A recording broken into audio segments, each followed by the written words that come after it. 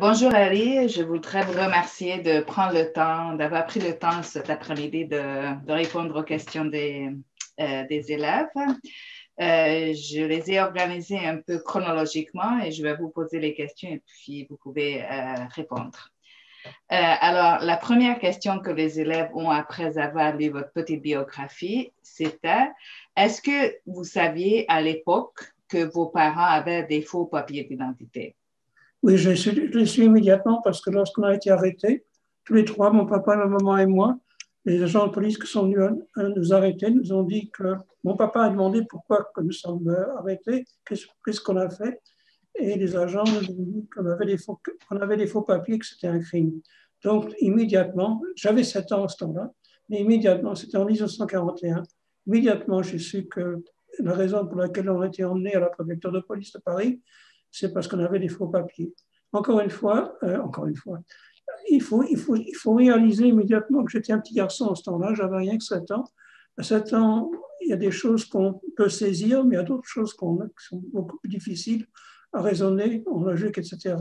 Mais quand même, j'ai su immédiatement que mes parents avaient des faux papiers. Je pense aussi que moi aussi, ils ont fait que j'avais des faux papiers. Enfin, tous les trois, on avait des faux papiers.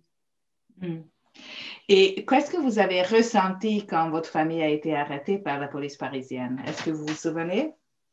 Encore une fois, j'avais 7 ans, on ne savait pas exactement qu'est-ce qui allait se passer. Ils ont emmené dans un panier à salade en France, les petites camionnettes où on transporte les prisonniers, on appelle ça des paniers à salade. Ils nous ont emmenés dans un panier à salade à la préfecture de police de Paris. En général, lorsqu'on a été arrêtés, on a été envoyés dans un commissariat du quartier et tous les trois, on a été amenés à la préfecture de police de Paris. Et encore une fois, je ressentais qu'il y a quelque chose qui ne marchait pas, je ressentais qu'il y avait un problème. Encore une fois, j'étais très jeune, j'avais 7 ans, mais je pensais toujours qu'on allait quand même on pouvait quand même résoudre le problème et qu'on rentrait à la maison tout ou tard. Et est-ce que vous vous souvenez par hasard ce que vous avez ressenti quand vous avez appris que vos parents ont été arrêtés?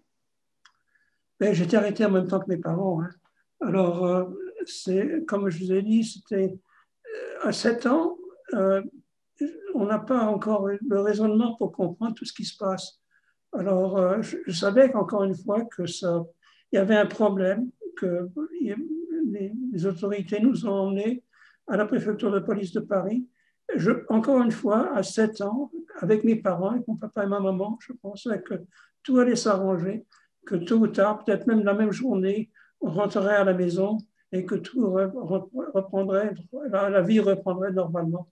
Donc, quand j'ai été arrêté, quand tous les trois on a été arrêtés, je n'avais pas le pressentiment, en réfléchissant aujourd'hui, je n'avais pas le pressentiment que quelque chose d'extraordinaire allait se passer.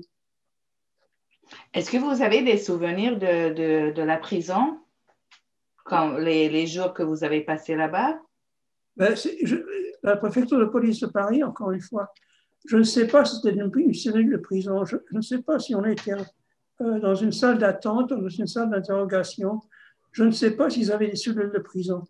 De toute façon, la seule chose que je me rappelle réellement, je suis resté 3 jours et 3 nuits avec mes parents, avec mon papa et ma maman, dans cette préfecture de police de Paris.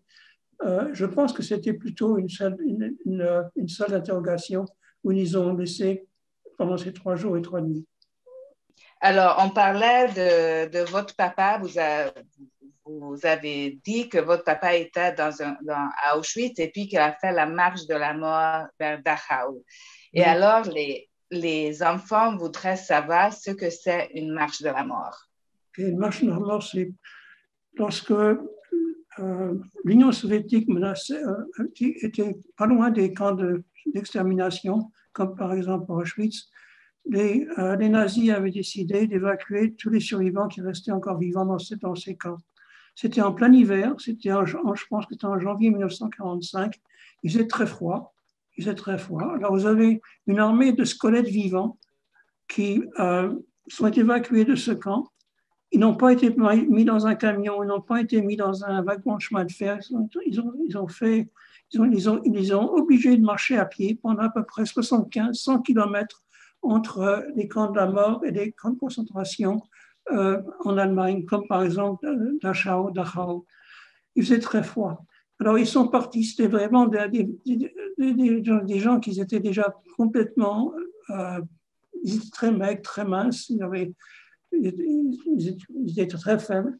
Énormément de gens sont morts pendant cette marche. Ils passaient à travers des villages et des villes et ils n'avaient pas le droit, il n'y avait personne pour les aider. Énormément de gens sont morts en chemin parce qu'il n'y avait rien à manger, il n'y avait rien à boire. Et lorsqu'ils s'asseyaient au bord des routes, ils étaient carrément fusillés par les SS, les Waffen-SS, ces monstres de garde nazis. Je pense qu'au moins 50% des gens qui ont été évacués, 50% des déportés qui ont été évacués sont morts en chemin, ou de froid, ou de famine, ou de faim, ou parce qu'ils n'avaient plus de force à marcher, ou parce qu'ils étaient fusillés. Et lorsqu'ils sont arrivés à Dachau et dans d'autres camps comme Bergen-Belsen, ou Ravensbrück et d'autres camps en Allemagne, ils étaient vraiment, comment dire, des gens qui n'avaient plus de force, aucune force du tout. Et c'est ça ce qui s'est passé. La moitié, je sais que mon papa, il m'a dit qu'il y avait 7500 juifs qui ont été évacués en même temps que lui. Et il m'a dit qu'un peu plus de la moitié sont morts en chemin. Et quand vous étiez au village à Chemeray-le-Gaudin, Oui. Est-ce que les habitants du village savaient que vous et Gania Ginsburg, la femme qui vous a gardé, que vous étiez juif? Non, ils ne le savaient pas. Personne ne savait? La seule personne que je pense savait qu'on était juif, c'est la personne c'est le propriétaire, c'était une femme d'ailleurs, c'est la propriétaire de la petite maison où on a habité pendant à peu près un an dans ce petit village de Chemeray-le-Gaudin. Peut-être elle a su qu'on était juif. Et c'était obligatoirement, on ne voulait pas que. C'était un petit village, c'était entre 500 et 600 habitants, tout le monde se connaissait. Et si on aurait été déclaré, s'ils auraient su qu'on était juif, peut-être qu'on aurait été dénoncé, peut-être qu'on aurait été arrêté, peut-être qu'on aurait été déporté. Donc, je ne pense pas, je pense que c'est la seule qui savait qu'on était juif, c'était la propriétaire de la maison où on habitait. Pourquoi pensez-vous qu'elle savait que vous étiez juif? Peut-être parce qu'une fois, on leur a dit dans une conversation, peut-être qu'elle a senti qu'on était des juifs, je ne sais pas. Je pense qu'elle a vu, elle a senti, elle a trouvé qu'on était juifs. On payait pour rester chez elle, on payait beaucoup d'argent et je pense que c'est une autre raison pour laquelle, peut-être une autre raison pour laquelle elle ne nous a pas dénoncés, pour laquelle elle n'a pas publié partout à travers le village qu'on était juifs.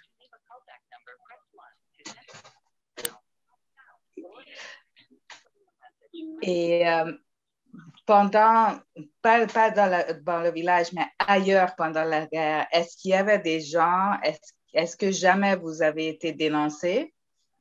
Oui, on a été dénoncé lorsque qu'on avait les faux papiers. Alors, c'est pour ça qu'on a été arrêtés tous les trois, mon papa, ma maman et moi. C'est parce que quelqu'un nous a dénoncés. On n'a jamais su d'ailleurs qui nous a dénoncés. Je ne sais pas. Encore aujourd'hui bien sûr, je ne sais pas si ce sont des gens qui nous ont fait des faux papiers. Je ne sais pas si c'est le concierge ou la concierge qui habitait dans l'immeuble en bas. Je ne sais pas si c'est peut-être un marchand où on allait acheter du pain ou du lait ou n'importe quoi. Je ne sais pas, c'est peut-être le maître d'école. On a été dénoncé. Peut-être c'est moi-même qui, lorsque j'étais en classe en 1941, j'ai parlé avec un copain et je lui ai dit, écoute, je suis un petit juif, etc. Peut-être, je ne sais pas. Et peut-être que ce copain parlait à son papa et peut-être son papa a appelé la police et puis c'est comme ça qu'on a été arrêtés. Je ne sais pas qui nous a dénoncés. Aucune idée. Je ne sais même pas si mon papa, lorsqu'il est revenu, a fait des recherches pour savoir qui nous a dénoncés. je ne pense pas il a jamais voulu le savoir. C'est quoi votre pire souvenir de la guerre? Oh là là, il y en a, hein. Il y en a, il y en a. Le pire souvenir de la guerre, c'est peut-être ce qui est arrivé, ce qu'on appelle, c'est l'arabe du Veldiv. C'est ce qui s'est passé le 16 juillet 1942, lorsqu'ils sont arrivés chez nous, parce que pour moi, c'était la deuxième fois que ça m'arrivait. J'avais 8 ans à ce temps-là, j'habitais dans l'appartement de mes parents avec la femme qui me gardait. Et c'est lorsqu'ils sont arrivés chez nous, à 4 heures du matin, ils ont frappé à notre porte. Ils nous ont dit à tous les deux, cette femme, Genia Ginsburg et moi, que nous avons 10 minutes pour s'habiller. Moi, j'étais en pyjama, elle était en robe de nuit. On avait 10 minutes pour s'habiller, mettre quelques vêtements sur nos valises, et ils nous auraient emmenés quelque part. Ils nous ont pas dit où, quoi, pourquoi et comment. Ils auraient emmenés quelque part. Et ça, c'est peut-être... J'avais 8 ans, je comprenais en moi-même ce qui se passait déjà, parce que c'était la deuxième fois que ça m'arrivait. Alors, franchement, j'ai eu très peur. À 8 ans, j'ai eu très, très peur de ce qui allait se passer. On ne savait pas en 1942, il n'y a personne en France qui avait une conception, une idée des camps d'extermination, des camps de la mort, des fusillades, tout ce qui se passait. Mais quand même, qui veut être emmené quelque part, on ne sait pas trop où, ils n'ont pas dit. Tout ce qu'ils nous ont dit, c'est qu'on arrête, on vous arrête, vous êtes des juifs, on arrête, un point, c'est tout. Et franchement, entre vous et moi, ça m'a fait... J'ai eu très, très, très peur. D'ailleurs, cette femme qui me gardait, Genia Ginsburg, c'est une juive, hein. Elle aussi a eu très peur. On ne savait pas qu'est-ce qui allait se passer. Heureusement, par une chance sur 1 million, une chance sur 10 millions, ils ne nous ont pas arrêtés, ils ne nous ont pas emmenés.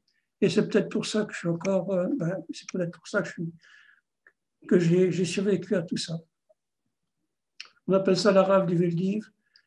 C'est l'action que les Allemands, les nazis avaient demandé aux Français d'arrêter un certain nombre de Juifs qui habitaient à Paris. Et ils sont venus chez nous pour nous arrêter, cette femme et moi. C'était le 16 juillet 1942. C'était à Paris. Il faisait très chaud à Paris. C'était en plein milieu de l'été. Oui. J'entends absolument rien. Esther, j'entends absolument rien. Oui. Est-ce que vous êtes jamais retourné à Paris, là où vous avez grandi avant la guerre? Ou est-ce que vous êtes retourné jamais à Chemeray-le-Gaudin, dans la maison où vous étiez caché? Oui, je veux commencer par Chemeray-le-Gaudin. J'ai visité Chemeray-le-Gaudin 3 fois. 2 fois avec mes enfants, une fois avec mon fils aîné, et une fois avec sa famille, et une fois avec mon deuxième fils, aussi avec sa famille. Ça, c'est 2 fois que j'étais avec Chemeray-le-Gaudin. Et puis une fois avant, je pense que c'était peut-être une quinzaine, une vingtaine d'années avant, j'ai visité Chemeray-le-Gaudin avec ma femme. Et franchement, ça m'a fait quelque chose à chaque fois que j'ai visité ce petit village. Je connaissais personne. La dernière fois qu'on a visité Chemeray-le-Gaudin, c'était avec mon fils aîné. J'ai passé devant la mairie. J'ai demandé des documents, des choses comme ça qui sont passées à Chemeray-le-Gaudin. Et puis, ils m'ont dit que le maire de ce petit village voulait nous rencontrer. Et nous avons visité le maire de ce petit village. C'était, je pense, en 2000. C'était quand ça? C'était sûrement vers, je ne me rappelle pas exactement, peut-être 2010, 2005, 2009 ou 2008. En tout cas, on a visité le maire et puis on s'est parlé pendant 2 ou 3 jours de ce qui s'est passé pendant la guerre à Chemeray-le-Gaudin. Ça a été une rencontre assez comment dire, ça m'a vraiment frappé. À Paris, bien sûr, avant avant que ma femme soit décédée, on allait à Paris au moins une fois tous les 3 ans. Et bien sûr, à Paris, j'ai fait visiter ma femme tous les endroits où j'habitais, tous les endroits où j'ai passé ma vie à Paris, où on était cachés, etc. Alors, bien sûr, à Paris, j'ai visité tous ces endroits. Est-ce que vous n'êtes jamais allé dans l'appartement où vous habitiez avant? Il y avait 2 appartements à Paris où on habitait pendant un certain temps.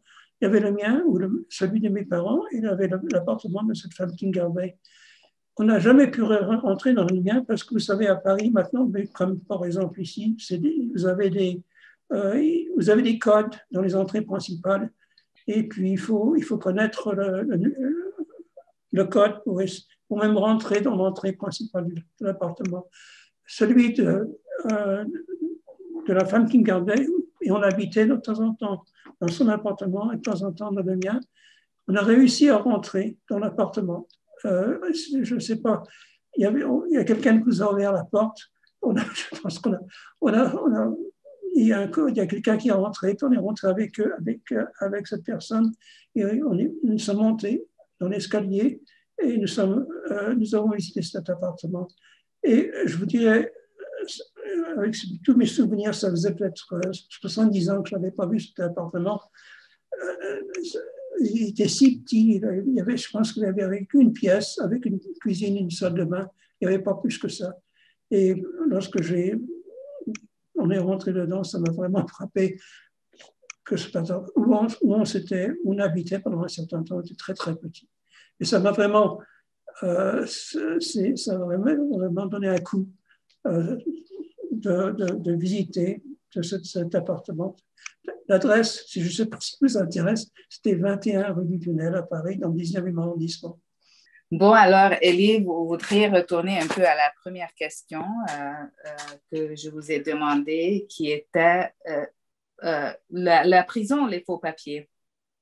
Non, la première question, c'est de savoir si je portais un cadeau quand j'étais prisonnier. Oh, ça va venir. Ça va venir. J'ai réorganisé un peu. Okay. Alors, maintenant, la suivante question, c'est est-ce que vous avez gardé des séquelles psychologiques à cause des événements que vous avez vécus pendant la guerre?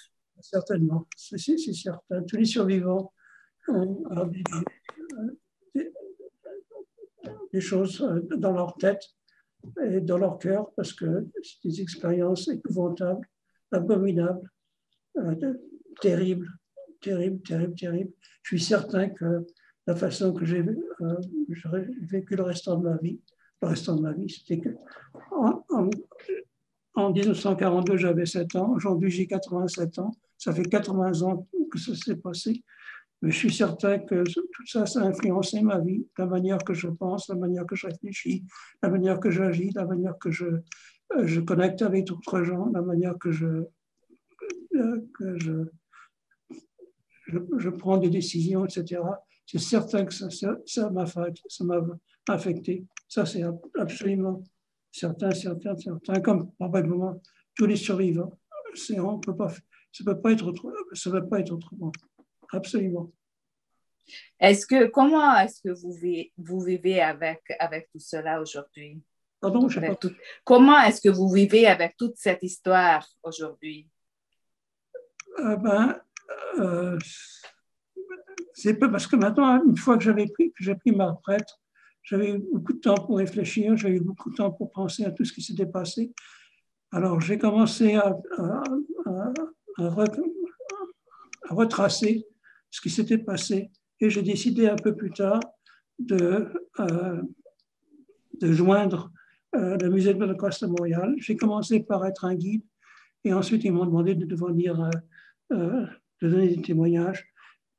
Pendant toute la période que j'ai après la guerre, en 1945, jusqu'à ce que j'ai pris ma retraite, la vie était là, je me suis marié, j'ai eu des enfants, j'ai eu des responsabilités, j'ai eu des choses à faire.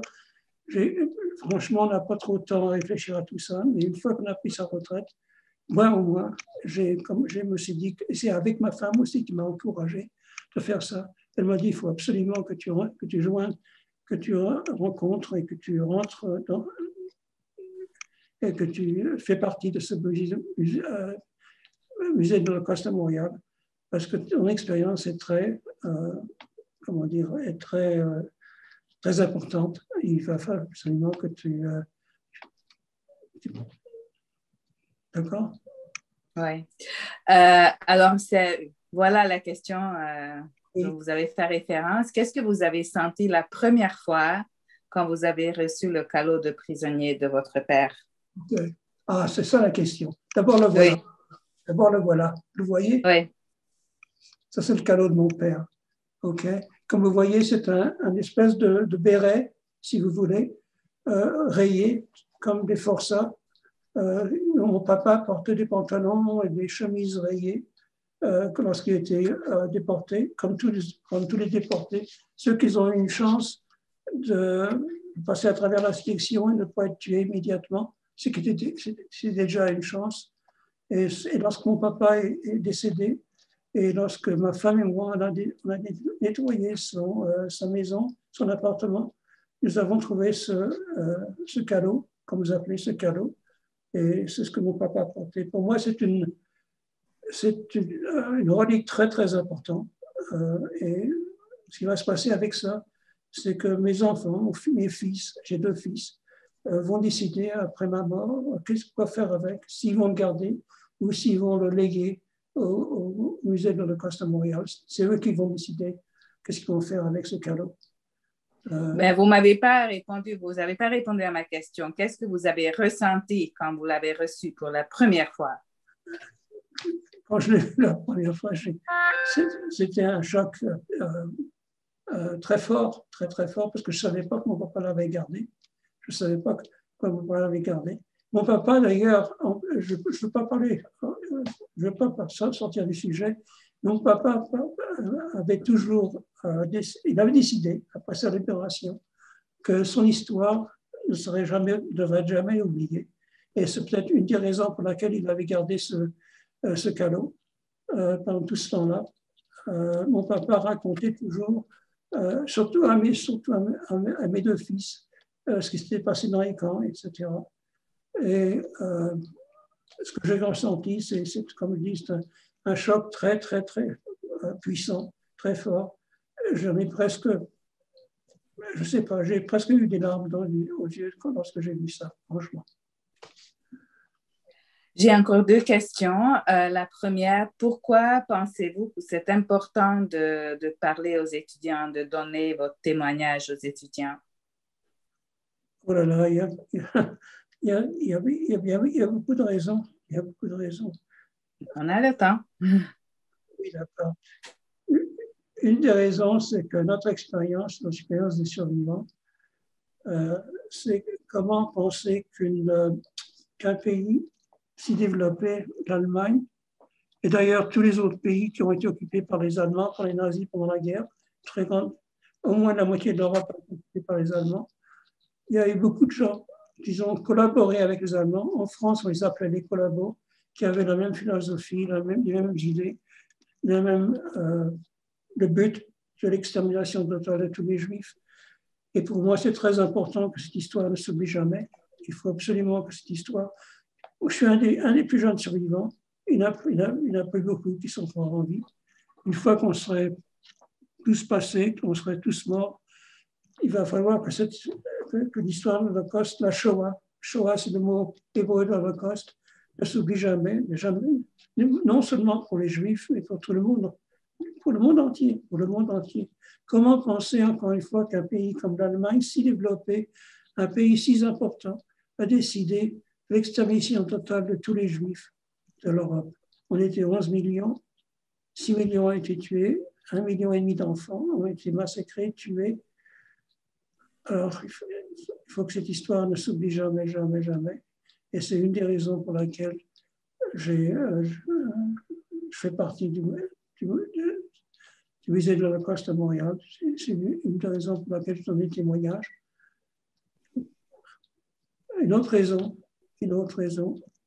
c'est que c'est un peu un autre sujet, mais quand même, c'est très important.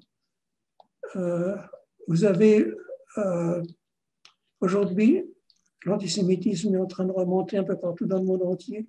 Qu'est-ce que c'est l'antisémitisme à la fin de compte? L'antisémitisme, c'est la haine des Juifs. Vous savez, il n'y a pas beaucoup de Juifs dans le monde entier, de toute façon. Nous sommes peut-être 15 millions, 16 millions de Juifs répartis un peu partout à travers le monde. Ce n'est pas grand-chose à la fin de compte. Mais quand même, les gens nous haïssent, les gens veulent notre mal, les gens veulent nous faire du mal, les gens veulent nous persécuter, etc.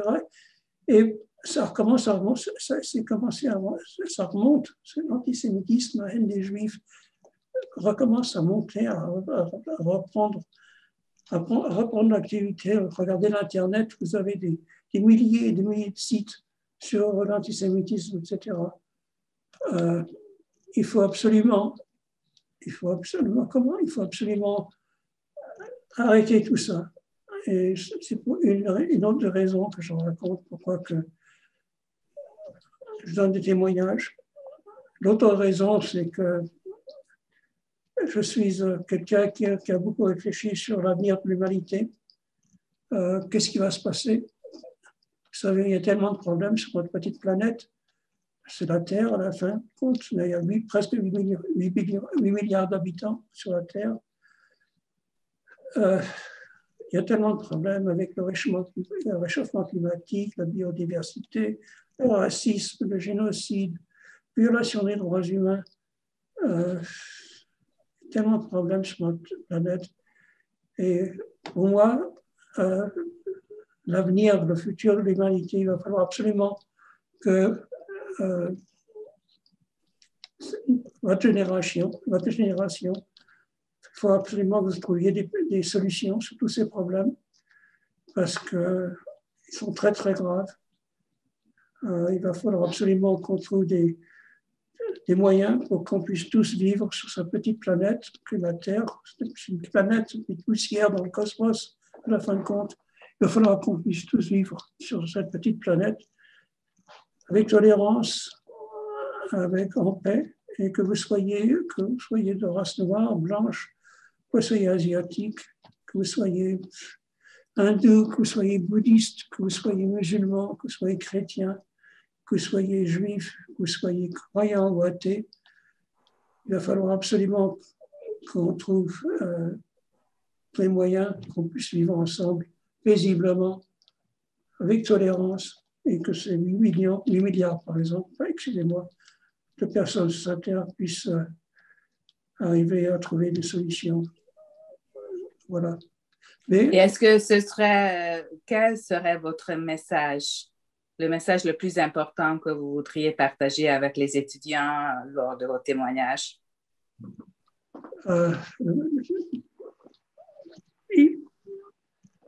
Laissez-moi réfléchir une seconde. Oui. C'est une question très importante. Le message le plus important que vous voudriez passer aux étudiants quand vous parlez avec eux? Oui, d'accord. C'est une question très, très importante. Pour moi, le message que je devrais passer à ces étudiants, c'est de vivre avec tout le monde, que vous soyez au Canada, que vous soyez aux États-Unis, que vous soyez en Europe. Il faut absolument que vous soyez en Afrique ou en Asie ou n'importe où sur la petite terre. Il faut absolument qu'on puisse vivre avec tout le monde. Et comme je vous avais dit, les 8 milliards de personnes sur cette terre. Il va falloir trouver, comme je vous dis, des moyens absolument pour qu'on puisse, encore une fois, vivre ensemble sur cette planète. Moi, je suis un peu fataliste. Je suis un peu fataliste dans tout ça. Avec tout ce qui s'est passé, avec tout ce qui se passe aujourd'hui, je me demande encore aujourd'hui, j'ai 87 ans, je me demande encore aujourd'hui si l'humanité a vraiment un futur. Et c'est ça, il va falloir réaliser il faut absolument trouver des moyens extraordinaires pour qu'on puisse, encore une fois, je répète toujours le même message, qu'on puisse toujours vivre sur cette petite planète, tous ensemble. Voilà. Merci. Merci beaucoup, Elie. Merci pour avoir pris le temps.